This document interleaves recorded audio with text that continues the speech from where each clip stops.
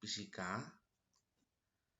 Ini kita akan membahas mengenai listrik dinamis ya, kelas 12 IPA atau arus DC. Oke. Yang pertama, dalam listrik dinamis kita mencoba membahas yang namanya itu arus listrik gitu ya. Apa itu arus listrik? Ada beberapa buku yang menyatakan bahwa arus listrik itu adalah muatan yang mengalir per satuan waktu gitu. Boleh juga. Tapi di sini saya terangkan itu adalah bahwa arus listrik itu adalah sebuah aliran yang terjadi akibat aliran muatan listrik dari satu titik ke titik lain dalam suatu rangkaian tiap satuan waktu. Jadi arus listrik itu adalah sebagai reaksi yang timbul akibat muatan yang mengalir, ya. Makanya nanti arah arus itu berlawanan dengan arah daripada elektron atau muatan itu sendiri. Oke, misal seperti ini kita taruh. Kalau misalnya kalau ini kawat, ingat ya, ini kawat ini. Ini kawat. Di sini yang positif, kutub positif, di sini negatif misalkan, ya. Ingat arah daripada elektron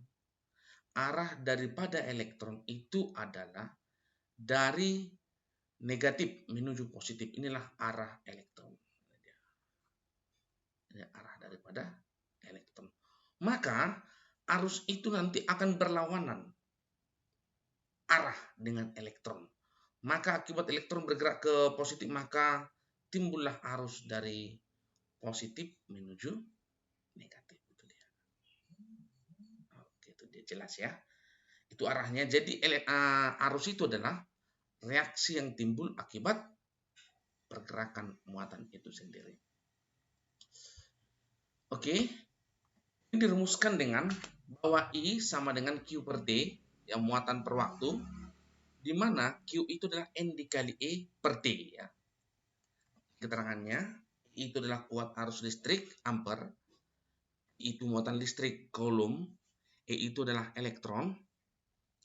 Nilainya 1,6 kali 10 pangkat minus 19 coulomb, T waktu sekon, N itu jumlah elektron, itu dia. Sekarang kita coba bahas soal. Ini dia. Gampang ya. Enggak ada apa-apanya ini. Arus listrik sebesar 2 ampere mengalir melalui kawat selama 8 sekon. Tanya, tentukanlah besar muatan dan banyaknya elektron pada kawat tersebut. Itu dia. Oke, dari soal tadi, jawab ya. Tadi ditanya berapa? Ini saya ditanya. Sorry ya, salah ketik ya. Sorry ya, salah ketik sedikit. Tadi dari sini Q sama dengan I kali T. Langsung aja kita jawab, ini soal gampang sekali ya. Ingat tadi Q itu sama dengan I kali T. Ya. Oke, langsung aja kita jawab. Bahwa Q sama dengan, ya tinggal kali-kalikan dong. Ini berapa gitu ya? 2 dikali 8. 2 kali 8 berapa? Kalau tidak tahu bisa kita kalkulatorkan. 2 kali 8. Coba kita kalkulatorkan dulu ya. 16 hasilnya. Ya udah abang kalkulatorkan 16 ini. Jadi gampang ya. Nggak ada masalah ya. Yang kedua ditanya berapalah N gitu ya. Ingat tadi bahwa Q sama dengan ini ya. Q sama dengan N dikali E. Maka N itu sama dengan Q dibagi dengan E gitu. Oke. Masukkanlah Q-nya tadi 16. Kita bagilah dengan E-nya itu nilainya 1,6 kali 10 pangkat minus 19. 16 dibagi 1,6 10 ya. Ini 10. Naik ke atas hasilnya 10 pangkat 19. Jadi positif ya. Maka tinggallah ini 10 pangkat 20. Satuannya ya biji ya atau buah gitu. Oke, itu dia. Jelas ya? Ya, jelas. Oke, itulah dulu mengenai arus listrik. Nanti mengenai soal-soal ini akan kita bahas secara khusus soal-soal semua mengenai listrik dinamis. Ini hanya contoh soal aja dulu ya.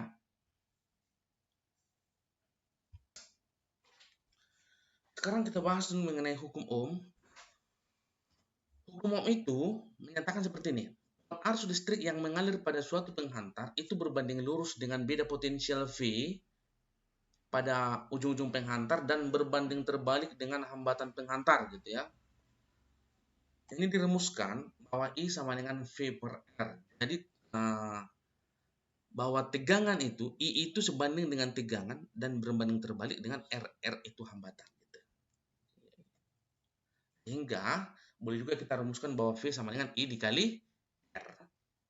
Di mana I-nya kuat arus listrik, ampere, V-nya beda potensial, tegangan, volt, R itu adalah hambatan.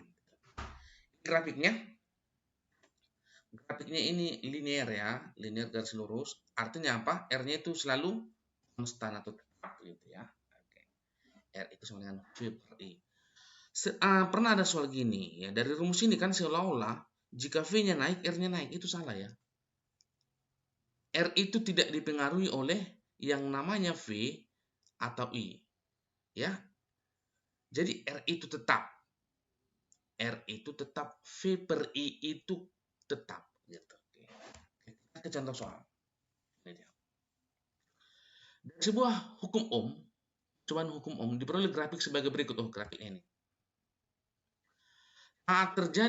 Saat tegangannya mencapai 2 volt, maka arus dalam rangkaiannya menjadi gitu ya. Jadi dalam grafik ini kita perhatikan ketika tegangannya 4 volt, arusnya 12 mA. Maka ditanya jika tegangannya 2 volt, artinya tegangannya turun gitu ya, kira-kira di sini ya, maka arusnya berapa? Oke. Coba kita bahas. Kita jawab ya. Ingat V1 per I, V itu per I itu tetap, maka bisa kita tuliskan V1 per I sama dengan V2 per I2 ya. Kita jawab, maka di V1-nya 4 ya. Ini I2-nya I1-nya 12 dalam grafik ya. Maka samakan dengan 2 per I2, didapatlah nanti 4 I2 sama dengan 2 kali 12, maka dapatlah I2 sama dengan 6 miliampere. Nah, gampang ya. Gampang ini, nggak ada masalah. Ya, kita hanya ingat rumus hukum Ohm itu adalah I sama dengan V per R atau V sama dengan I kali R, itu aja. Oke. Kita masuk dulu mengenai resistor atau hambatannya. Nah, gini dia. Misalkanlah ada kawat panjangnya L, mencari nilai hambatannya itu dirumuskan Rho dikali L per A. Di mana nanti Rho itu adalah hambatan jenis ya. A itu adalah hambatan kawat. Ohm, Rho itu adalah hambatan jenis bahan gitu ya. L itu panjang kawat meter, A itu adalah luas penampang kawat. R itu juga dipengaruhi oleh suhu ya. Ini dia. R sama dengan R0 kali 1 tambah alfa kali delta T, di mana R0-nya itu adalah hambatan pada suhu awal. Alfanya itu koefisien suhu, delta T-nya adalah perubahan suhu gitu ya. Jadi dari rumus ini kita dapat kesimpulan bahwa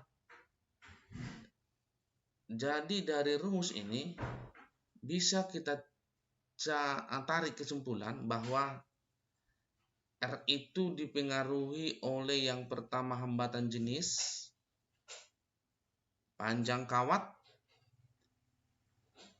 luas penampang kawat, dan juga jenis kawat dan juga suhu ya. Oke. Karena kita perhatikan di sini tadi, ini adalah bisa kita lihat ini ya. Ini kan boleh kita tuliskan di sini A-nya itu sama dengan, ini kan lingkaran ya. Berarti boleh kita tulis itu adalah VR kuadrat ini. VR kuadrat. Boleh. R itu kan setengah diameter. Boleh juga nanti kita tulis ini. Setengah V D kuadrat. Oke, itu dia.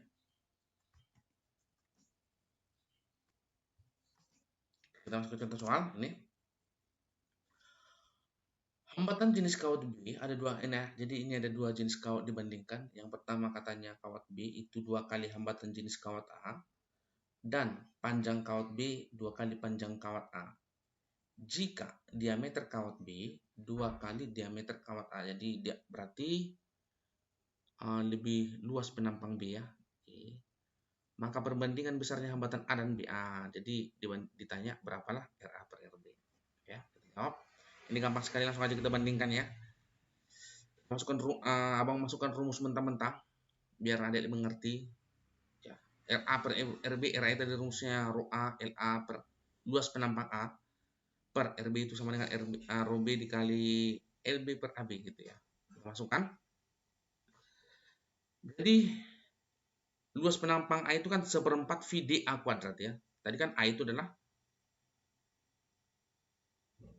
1/4 VD kuadrat. Oke. AB-nya juga kita masukkan ini. Kita masukkan ini ya. 1/4 VD B kuadrat. Oke. 1/4-nya mati ya. 1/4-nya bisa kita matikan. Maka kita dapat ini LA per DA kuadrat. Tadi LB-nya itu kan adalah LB-nya itu adalah ini. LB-nya kita tadi lihat di sini adalah LB-nya 2 kali LA. Kita masukkan ya. Oke. Ini di bawah tadi ya, diameter A ya. Ingat, diameter B itu tadi adalah diameter B 2 kali diameter A. Sama aja.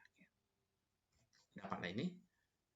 Kita matikan Rho A-nya mati, Rho A-nya mati, LA-nya mati, LA-nya mati.